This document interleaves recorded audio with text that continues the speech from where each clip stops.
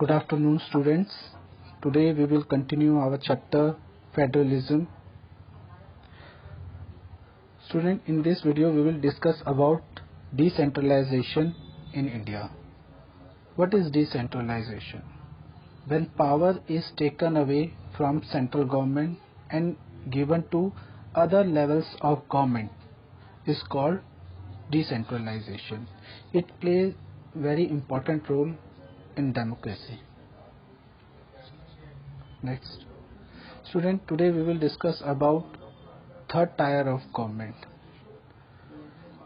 First tier is central government, second is state, and now we will discuss about third tier, which is called local government. Federal power sharing in India needs another tier of government below that of state government, and it is called the local government. यानी कि हमारे जो India इतनी बड़ी country है, वहाँ पे अच्छे तरीके से एडमिनिस्ट्रेशन करने के लिए, गवर्न करने के लिए स्टेट, सेंट्रल और स्टेट के अलावा एक और टायर ऑफ गवर्नमेंट की जरूरत पड़ी, जिसे हमने लोकल गवर्नमेंट कहा। यहाँ लोकल गवर्नमेंट जैसे नाम से ही आपको पता लग रहा है, लोकल यानी कि लोकल एरिया को बेहतर ढंग से गवर्न करने के लिए, एक छोटे एरिया को, स्टेट के अंदर भी कई सारे डिस्ट्रिक्ट्स होते हैं, लोकल एरियाज होते हैं, उनको बेहतर ढंग से रन करने के लिए हमें थर्ड टायर की जरूरत पड़ी। Local government, it is the third tier of government which is based on decentralisation of power, यानी कि पावर को और ज्यादा डिस्ट्रीब्यूट किया गया और टायर्स के साथ। सो ये जो थर्ड टायर ऑफ गवर्नमेंट है, इसमें फर्स्ट है अर्बन गवर्नमेंट। अर्बन यानी कि सिटी एरिया यानी कि शहर, और रूरल यानी कि विलेज एरिया, ग्रामीण एरिया। सो जो अर्बन गवर्नमेंट है या अर्बन एरिया है, शहरी एरिया है, वहां पे इस लोकल गवर्नमेंट को किस नाम से जाना जाता है? शहरों में इसे म्युनिसिपैलिटी के नाम से जाना जाता है। रूरल गवर्नमेंट यानी कि जो ग्रामीण एरिया है, जो गांव वाले एरिया है, विलेज एरिया है, वहां पे इस लोकल गवर्नमेंट को किस नाम से जाना जाता है? पंचायती राज के नाम से। नेक्स्ट, 1992 में कुछ इम्पोर्टेंट अमेंडमेंट्स किए गए थे हमारे कॉन्स्टिट्यूशन में, जो बहुत इम्पोर्टेंट थे लोकल गवर्नमेंट के लिए। क्या अमेंडमेंट्स थे? First, the constitution was amended to make the third tier of government more powerful and effective. इस अमेंडमेंट के थ्रू थर्ड टायर को ज्यादा पावर दी गई। Now it is constitutionally mandatory to hold regular election.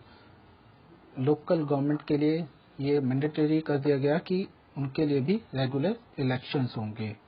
Third है कि इन local governments में SC, ST, OBC के लिए सीट्स को रिजर्व रखा गया, कि इनका भी पार्टिसिपेशन के लिए भी सीट्स रिजर्व की गई local government.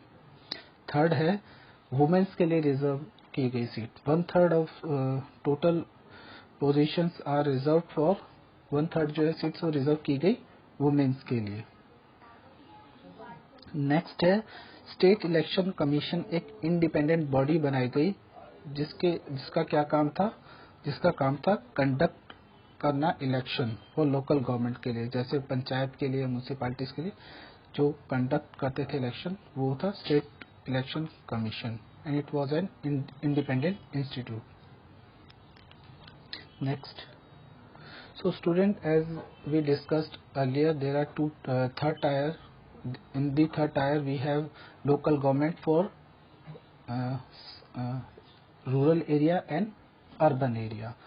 So first we will discuss about local government in rural area, यानी कि रूरल यानी कि विलेज एरिया, जो ग्रामीण एरिया है, वहाँ पे जो लोकल गवर्नमेंट है उसके बारे में डिस्कस करेंगे। Rural local government is popularly known as Panchayati Raj. तो गांव में जो लोकल गवर्नमेंट होती है उसे पंचायती राज के नाम से जाना जाता है। This is council consisting of several wards member, often called panch, president और सरपंच। यहाँ पे जो इनके हेड होते हैं उनको पंच या सरपंच के नाम से जाना जाता है। It is the decision making body for the entire village. पूरे विलेज के लिए जो डिसीजन है वो यही लेती है। Few gram panchayat are group together to form panchayat samiti और ब्लॉक मंडल।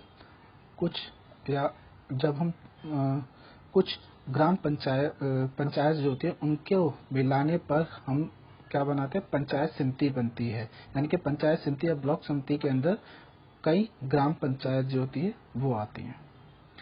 नेक्स्ट है ऑल पंचायत समिति और मंडल इन अ डिस्ट्रिक्ट टुगेदर कंस्टिट्यूट जिला परिषद।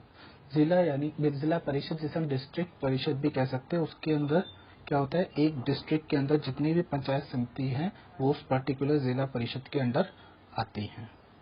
तो ये 3 टायर्स हैं रूरल लोकल गवर्नमेंट के। Student, with this flow chart you can understand in a more better way local self government in rural area.